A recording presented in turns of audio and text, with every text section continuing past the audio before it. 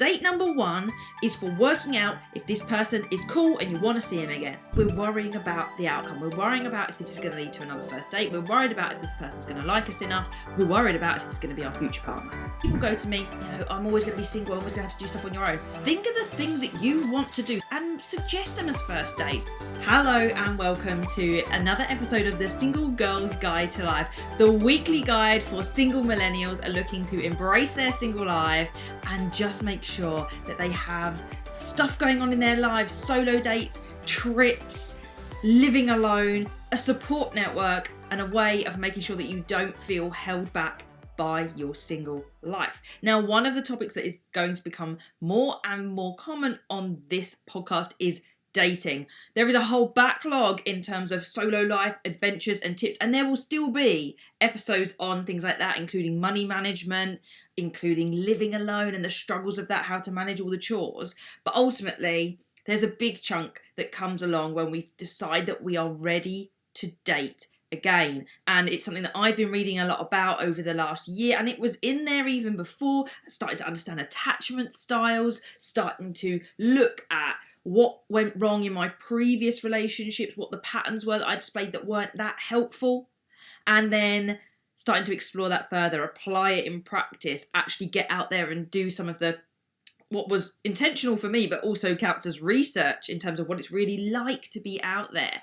And relationships and dating is so complex. I'm a PSHE teacher by day in terms of supply, as well as all the other situations that I cover. And yes, it's built into the curriculum now. Children, even in primary schools, which I don't have so much knowledge about, but they're being taught about different types of relationships. There's lots of arguments going on about that at the moment, but they get taught, rightfully so in my opinion, about different types of relationships, even at primary school. And then we bring in the sex education towards the end of primary school, but realistically it's down to the secondary schools to get that covered, both scientifically speaking, and then we deal with the elements of consent and what it really means and the consequences of pregnancy in your teens and things like that. And we get people to understand the practicalities, but there is lots of nuance to relationships, and we do cover things like domestic abuse.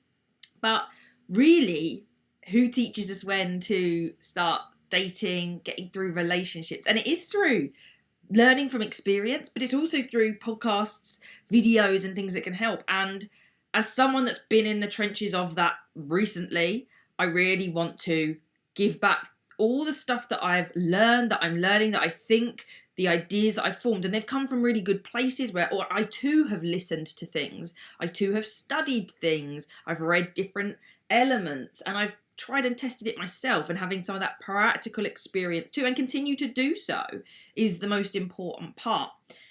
And whilst it's never been the push that I've gone for, most people message me about dating. They message me saying, what do I do here when this person's kind of saying they don't want a relationship with me, but I do, but I don't know how to say I want that, but I don't want to lose them. What do I do? And whilst what I say is not advice per se, like it's not going to necessarily lead to a particular outcome, I can tell you what I would do, or I have done in my scenario, and give you the reasoning why. That's a sort of mentoring position in that way.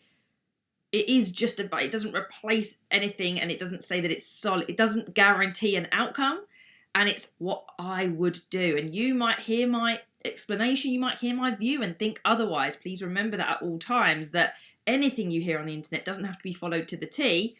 It might work for you, it might not work for you. Everyone's going to have different ways of doing things. But today I want to focus on the fact that so many of you are getting back into dating, and whether that's because you've had a long break from it or you are just stuck and you're just bored of it. Now, I have a program running at the moment called Get Back to Dating, where I've been working with a fantastic group of women to get back to dating, to set up their profiles in an effective way, to start understanding their patterns, to start breaking down the ideas of relationships, and to move through.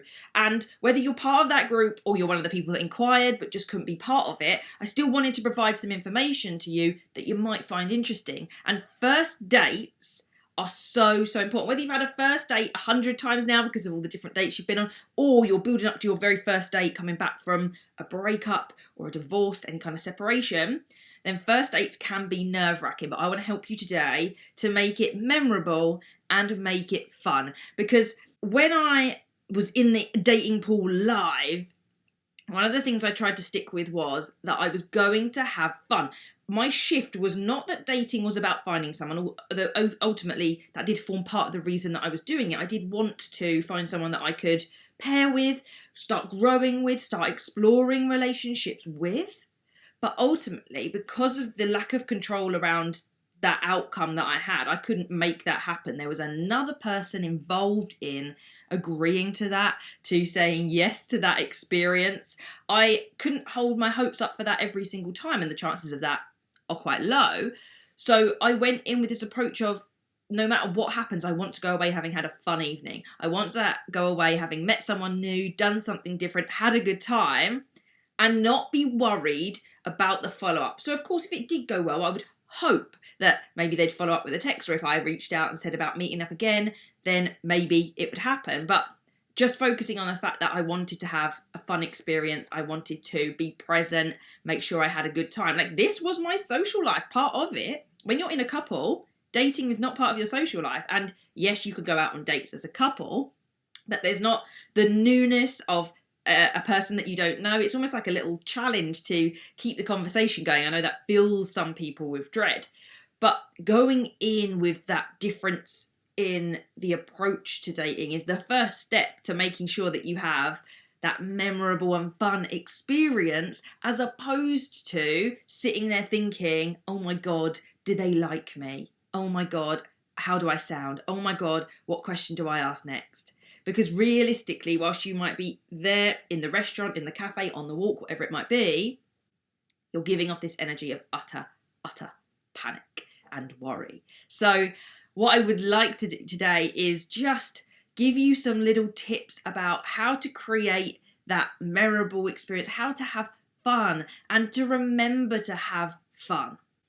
So hopefully, if you have been talking to this person, you're going to have a sense of a little bit of who they are. And you've probably chosen their profile for a certain reason. Maybe it's that you have common interests and the chat over messaging is going well.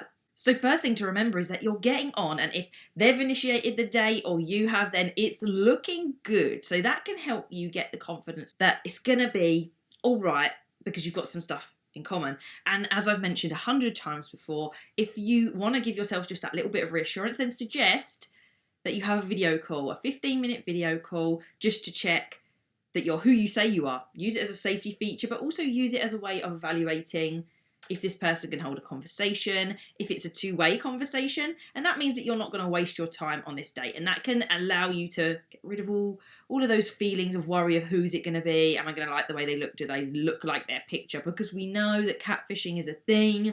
It's not something to avoid.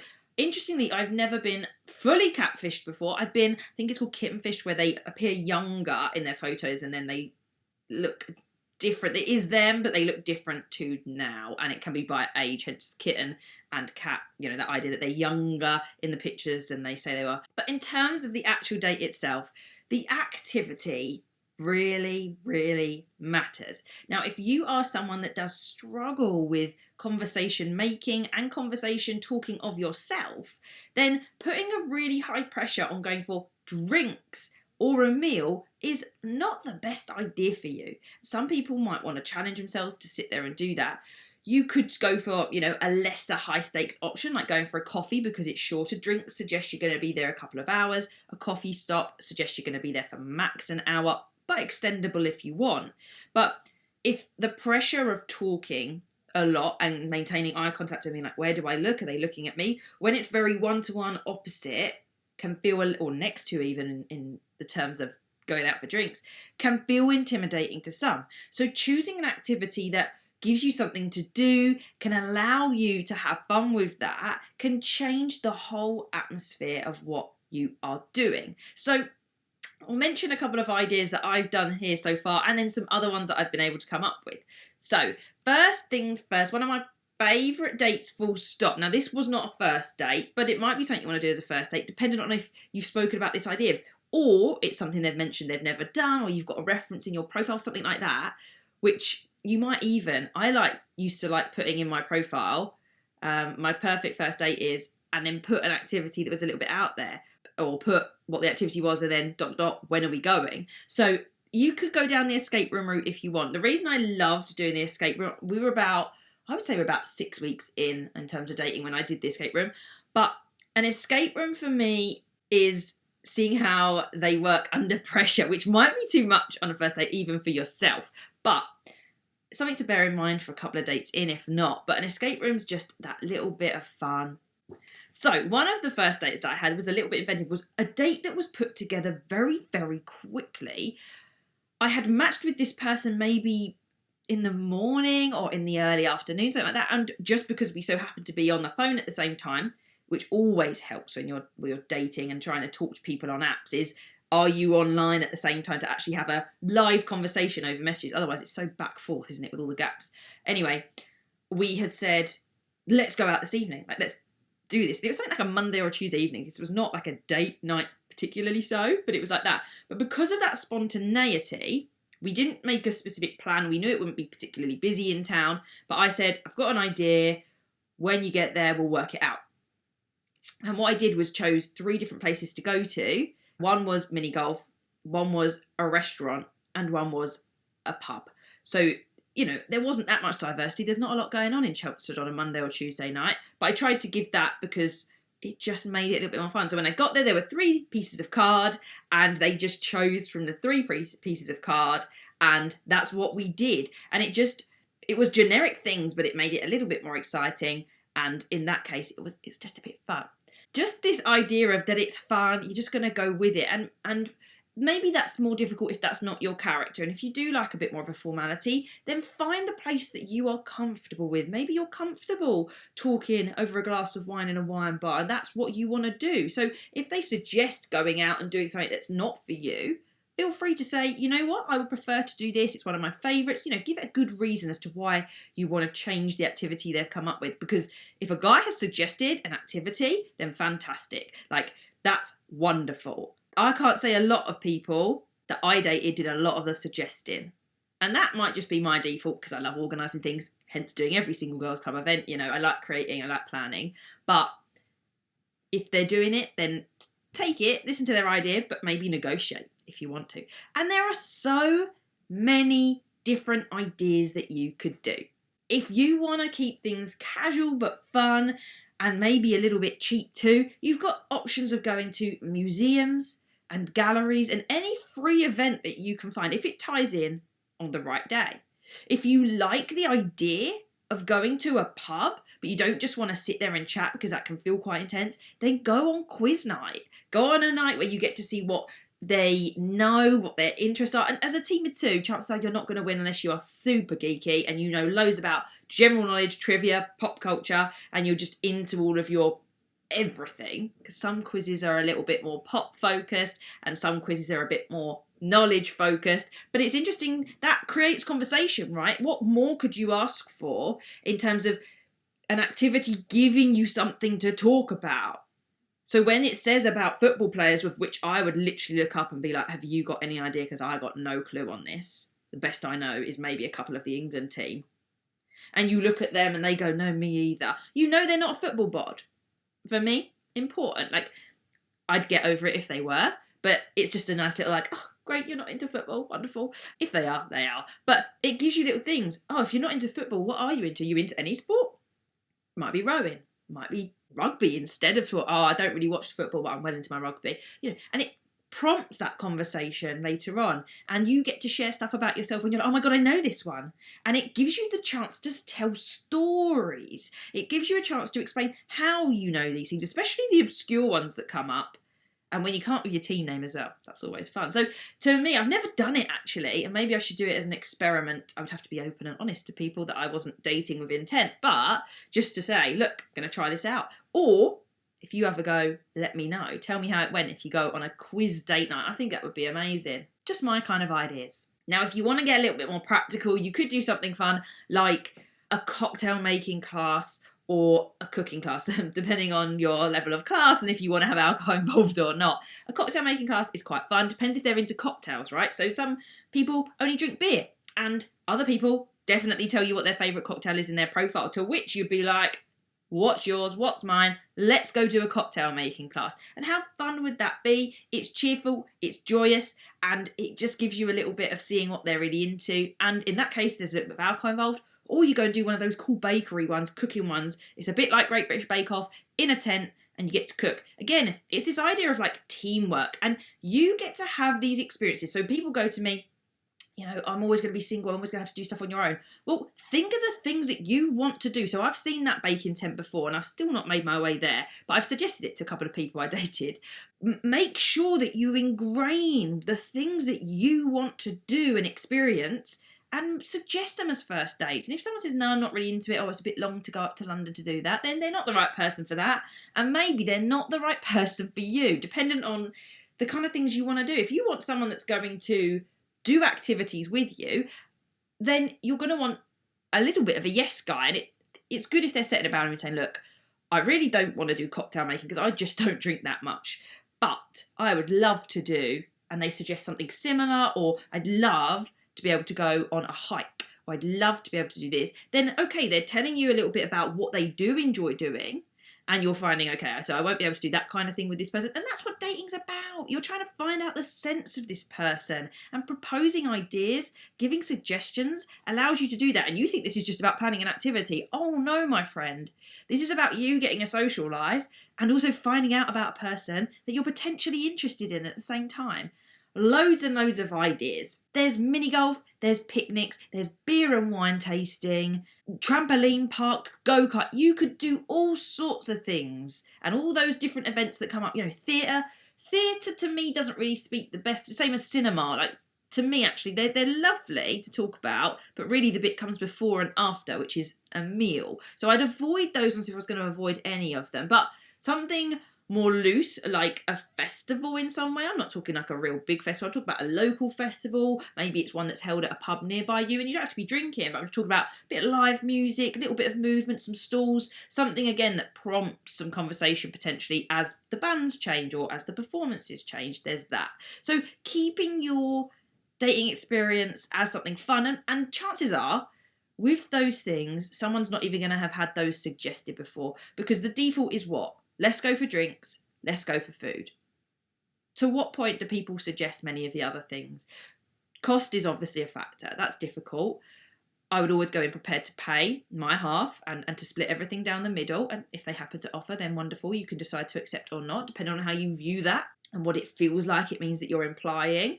But otherwise go in assuming that you will have to pay for that. So if you can't afford some of those more expensive ones, then do suggest the walk. Do suggest the coffee shop. Do suggest the museums and the galleries, the free events that are there and exist, and go to things on cheaper days of the week if it means not going out on a Friday or Saturday night. Now, aside from the activity and the practicalities, comes you and the way that you show up for this date. First dates can be nerve-wracking because we're so worried about what's going on internally. But that's because we're worrying about the outcome. We're worrying about if this is going to lead to another first date. We're worried about if this person's going to like us enough. We're worried about if this is going to be our future partner. And instead, you've got to shift to the idea of staying in the now. You have got to realise that this is not about that. This is your first date. Date number 1 is for working out if this person is cool and you want to see him again. That's it. It isn't about if they're your future husband. It isn't about if they are the one that you're going to spend the rest of your life with. They have agreed to spend X number of hours with you doing an activity. And you need to make it as enjoyable for both of you and them as possible. And that means staying in the moment of now. It doesn't mean worrying about what your hair looks like throughout, saying something silly. It means being you and showing up as you and enjoying whatever activity you have decided to do and enjoying getting to talk to somebody new. So what if that date is the only date that you have? You learned something new about someone. You chatted away for a few hours. You didn't have to spend your Thursday, Friday, Saturday night alone because you're going out there and having a date and holding on to the disheartening bit of like, but it doesn't lead anywhere. But are you having fun? It comes back to the same thing. And to be present, it means really listening to a person when they're talking, not listening to respond, but listening to inquire more, to be curious about somebody's life, to make sure that you ask them as many questions as they ask you. And to keep that dynamic going, it's about showing your personality off at the same time as well. You might be more on the quiet side of things. So it might be that talking is difficult and that's what makes you nervous. But some people enjoy quiet people. Some people enjoy people that talk slower. I know I talk 100 miles an hour, and that's not because I'm nervous. That's because that's who I am. My mum has regularly commented in my life, like, Sean, slow down. I need you to slow down what you're saying because it's too quick. So that just comes from me at home because I'm excited about something, because I'm into whatever I'm talking about. Sometimes I think about this on this podcast too, and I'm like, oh God, I sometimes get carried away. Imagine putting me on times too. Christ.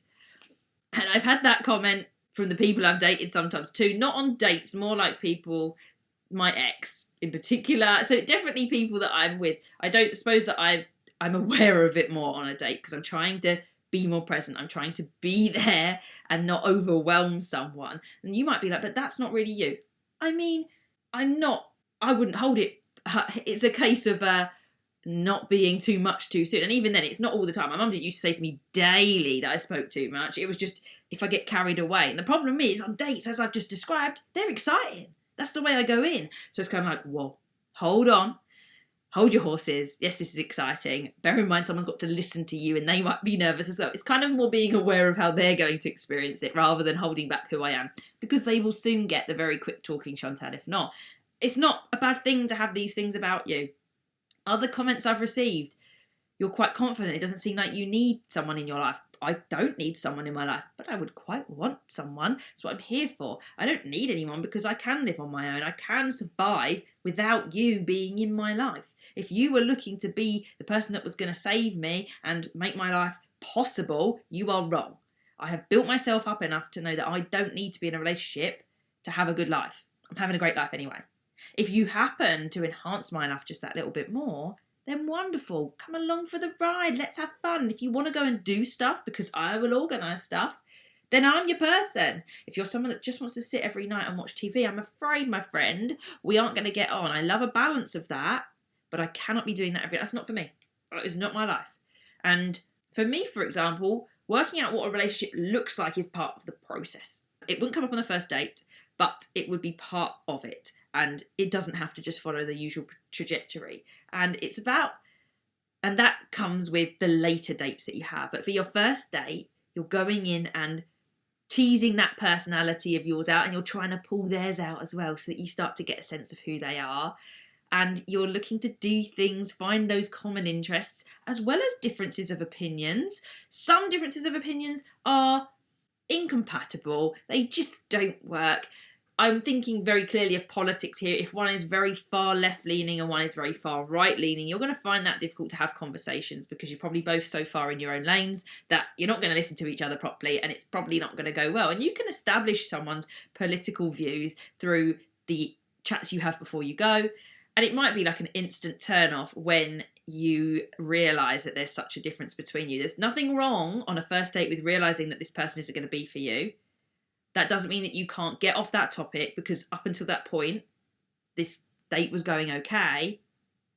But now you're like, oh no, like it's too strong an opinion for me to think that we would actually be compatible in any more way. And you're allowed to and entitled to make that decision on the date, but shift onto another topic to get through the rest of the date and then go from there in terms of writing off. Like, just have fun with whatever activity you're doing. And when you're ready, leave, end naturally. You can always have it set up with the emergency text message to a friend if you need, where they call and say that you need to leave. I've never done that. I've never felt I needed to, but some people love to have that. First dates are meant to be fun. I know that there's so much more to first dates, early dates, dating on apps, and that's why I put together the Get Back to Dating program. So we've spoken about the attitudes that we can have towards dating, but this is going to go into the things that you guys are getting wrong and what you can do to make sure you don't do them. So you don't push people away too early, so that you can manage this and work through. And also in there, you'll get the chance to offer questions that I'll be able to answer. You'll also be able to post in there and get advice from other people. So that all of the dating questions, generally speaking, will go into, and that is where I'll be providing that extra podcast. So if you want that support, if you want to be able to have that guidance, to start feeling like you can learn about dating, because nobody ever taught us how to date and how to deal with relationships, then you can head to the link in the description to sign up to the waitlist for the Get Back to Dating program, the second cohort that will open up later in the year. That's currently running. It's an 8-week program. The first lot are going through. Maybe you want that more intensive experience of working with me live in a very small group to actually work on these things. The extra how-tos of dating and getting yourself back out there to find someone that can add to your life, someone that you can grow with, to develop with, because they're few and far between, but they are out there, and we want to get you paired up with them if that's what you want in your life next. If you've done all the other stuff, if you're established as a single girl. Let me know how your first dates go, though. Let me know if you do one of the ideas I've got. I'm really excited for anyone that does a quiz. Please tell me if you do a quiz, because I think that's the most wonderful first date idea I've ever come up with, and why I've never done it before. I'm so upset about, and now that I'm not currently dating, I'm like, oh, when do I get to try that out? My boyfriend would be fine. He understands where I'm coming from. I could go and do a quiz with him, but I know what he knows about and I know what I know about. So maybe I just need to do a single girls club quiz night. That would be exciting. Hey, watch this space, because who knows what might happen next. Until next time, everybody, keep celebrating single life together.